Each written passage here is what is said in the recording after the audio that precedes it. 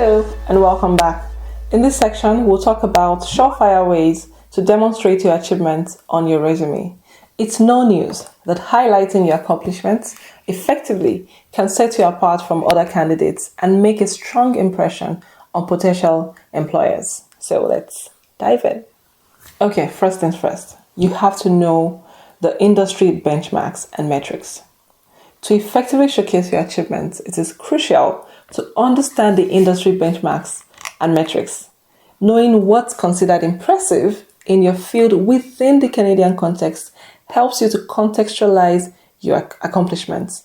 It is important to spend some time researching common performance metrics in your industry so that you're able to, align your resume appropriately. For example, in sales, benchmarks might include average sales growth, customer acquisition rates. In marketing, it might be conversion rates or social media engagement. So you really want to understand these things so that you can know how to present your achievements. It's also important to understand the language, the exact words that are being used to describe those metrics. Additionally, it will be crucial to learn the acceptable or expected performance standards. Riding on the back of the example of marketing, if you have recently moved to Canada as a marketing professional, you need to know the acceptable conversion rates so that you do not end up stating achievement numbers that may seem mediocre or unrealistic. If a 20% social media engagement rate is the gold standard, stating that you achieved an 80% rate may come across as unrealistic, even unreasonable. That's not to say that you could not have achieved an 80% rate, but at least knowing that the gold standard is 20% reminds you that you need to offer some sort of additional explanation for that 80%, just so whoever is reviewing your resume knows that, yes, even though 80% may seem unrealistic within a context, this is why and how this person was able to achieve that 80%. If you were in the financial services industry in your home country, it may have been important to have a portfolio of huge loans, which may possibly be referred to as assets. However, in Canada, the important thing might be having accounts in your portfolio that are 100% compliant with regulatory standards. So two different countries, two different standards, so to say. Right? In one country, it was important for you to have huge loan balances for your customers to take out loans from the bank. Meanwhile, it's possible, and these are just examples. That's not to say that's how it is in one country or the other. I'm just offering examples here. So meanwhile, in Canada, what's really important might be for you to ensure that all the accounts in your portfolio are 100% compliant with regulatory standards. Think about it. If you use a statement such as successfully increase the team's asset base to maybe $10 billion or 10 billion naira, whatever it is, whatever, I want to imagine that you would convert that to the currency in Canada, right? Leading to 100% growth in resume.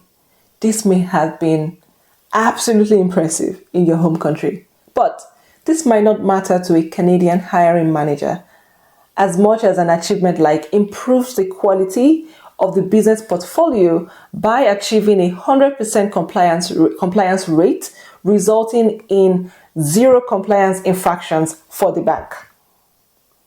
So knowing the industry standards, helps you to know what is important and to tailor your achievements so that they can truly matter to, the hiring managers or the recruiters or within the Canadian context. The next thing is you want to ensure that you're using the right language. I think I touched on this a little bit when I was talking about the first point. When I said naira, dollar, using the right language, when I also said you want to know the language that's being used to describe each metric. Using the right language to describe your achievements is very crucial. Action verbs and specific descriptors can make your achievements stand out. You also need to learn the acceptable and easily recognizable terms that are often used in your chosen field in Canada, like the example of the financial services industry. Stating that successfully increased the team's asset base to 10 billion naira, leading to a 100% growth in revenue. There may be a couple of reasons why this impressive achievement might not make sense to a Canadian hiring manager. Number one, they might be confused on what assets are. What if they're thinking along the lines of buildings, work tools, and so on, or equipment, when what you really mean is credit or loan, the credit or loan portfolio of your team. And if they get that clarity, they might even wonder why you think a credit portfolio, that huge is an achievement. And this is just me offering examples here. That's not to say that they will, right? This is just me offering example.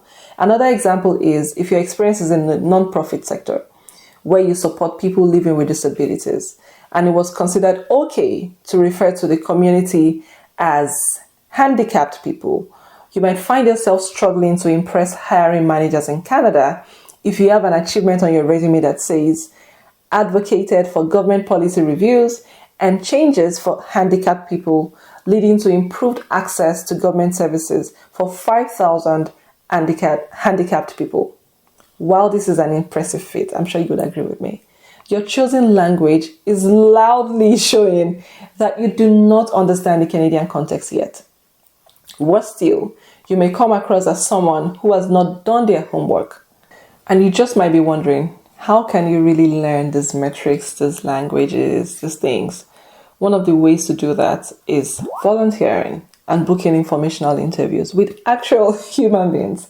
If you find yourself depending on AI to find out if, some words are acceptable or they're being used in an industry, there's a possibility that you might be misled. So I wouldn't suggest depending only on AI to find out the words that are acceptable. Fun fact, I actually asked a popular AI tool if the word handicapped is generally acceptable in the Canadian society. And at first it said yes to me. It was when I probed further and provided another prompt to say, are you sure? Provided some context that it then said, oh, no, you shouldn't use handicapped. By the way, the right term is people living with disabilities. The point I'm trying to make is you cannot underestimate the power of volunteering and booking, interviews, having conversations with actual human beings, because you really do not know what you do not know. And that's a tough situation to be in. If you need guidance on how to make the most of your volunteering experience or conduct informational interviews, just check out our website or our social media pages. You should be able to find some information there. The third thing you want to do is to clarify the context. Writing on the back of the first 2 points. Specifically the example on, I'm not going to repeat it, on the team's asset base and let me just repeat it to be on the safe side, just in case you weren't watching from the beginning, where the example where we talked about successfully increasing the team's asset base to 10 billion naira, leading to a 100% growth in revenue. Before I say anything further, I want you to take a moment to reflect on what else could be wrong with the statement. I know we've been poking things, at the statement, but what else could really be wrong within the Canadian context? Take a moment, pause the video, reflect on that. Okay, welcome back. If you consider the currency, you're right. But chances are, if you are of, think about this, Nigerian origin, you may read and reread that statement and not see anything wrong with it. Because Naira is the Nigerian currency. And we tend to, take these things for granted. You're seeing Naira on your resume here in Canada, you're thinking, yeah, that's it, that's okay. But think about the fact that not everybody is of Nigerian origin. They would not understand Naira in the way that you would. You may have used that currency all your life and cannot imagine that there's any, and this applies to any other country of origin. I'm just using that as an example because the currency here is Naira, right? So you may have used the currency all your life and you cannot imagine that anyone doesn't get it. Or maybe they could simply Google the difference. Come, let me tell you something. Remember that point about employers only reviewing resumes for a few seconds? About 7.4 seconds to be precise. So how then do you think they would go ahead and go Google, currencies on each resume that they review? Also think about the fact that How many people would really think of uploading all the currencies and their exchange rates on their applicant tracking system? The truth is, anyone can be guilty of this. So it is very important that you do the conversion. That's what I'm trying to say here. Conversion, and restate that achievement using Canadian dollars. So if you have any achievement on your resume that's about money, and you have used the currency of your home country, go back, look at your resume, and do the conversion so you can put it in Canadian dollars. This makes it easier for Canadian employers or hiring managers or recruiters to understand the achievement that you have on your resume. Another context area to clarify is the situation within which you made that achievement. For example, stating led a team to increase quarterly sales by 25% may not be particularly impressive. But if you enhance the statement by stating led a team to steadily increase quarterly sales by 25% within the first year of business, you have provided additional information that may potentially help the employer understand why an increase of 25% is considered an achievement. Hope that makes sense. The next point is that you want to use numbers to quantify your achievement. Another surefire way is to show your achievements using numbers. Quantify your accomplishments with specific figures to make them more concrete and credible. Numbers provide a clear and measurable indication of your impact. For example, manage a team becomes more impressive when you say managed a team of 15 employees. Also, instead of saying improved sales, say increased sales by $50,000 in Q1 2023. This not only highlights your achievement, but also provides a clear measure of your success. The next thing is you want to consider using percentages if numbers seem less impressive. So sometimes, if you have raw numbers, they may seem less impressive or difficult to quantify. Consider using percentages. Percentages can provide that sense of scale and impact. Percentages can make even the most modest of improvements seem significant. For example, if you increase the organization's customer count from 100 to 170, you may say grew the customer base by 70% within a 6-month period, rather than saying grew the customer base to 170 within a 6-month period. Just the second statement doesn't talk about your starting point, and it doesn't really show, the journey from, oh wow, this is where you were before and this is how you have improved.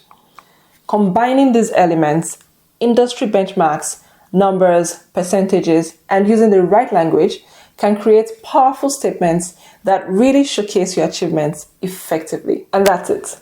By applying these strategies, you can create a resume that stands out and truly highlights your value to potential employers.